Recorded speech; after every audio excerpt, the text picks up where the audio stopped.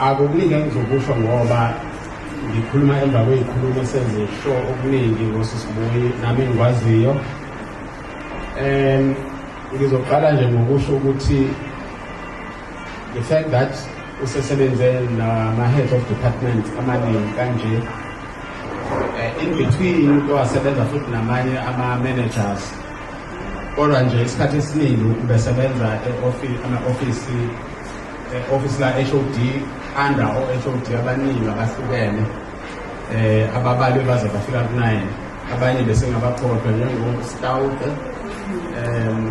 uJarvis Samkhumbula, oProfessor Dlamini, oShamase, oZwane, umuntu nje wasebenza kwi-department, ama-heads of department kwaqale kwathiwa u-secretary, wakha Secretary of Education, unobhala omkhulu wezemfundo, wahamba Secretary of Education, wahamba kwathiwa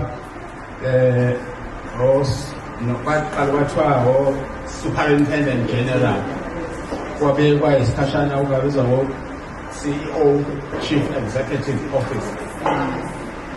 Kwase kubuye alignwa-ke belizwa ngo-Head of Department.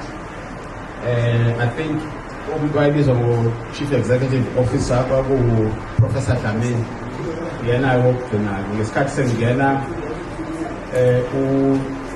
uThemba Ndlovu, emva kwakhe kungena uDr. Libisi, babekade baseqale lapho ukuthi babizwe ngo-Head of Department. Yonke leyo nto yenzeka ubuyikhona kulela office.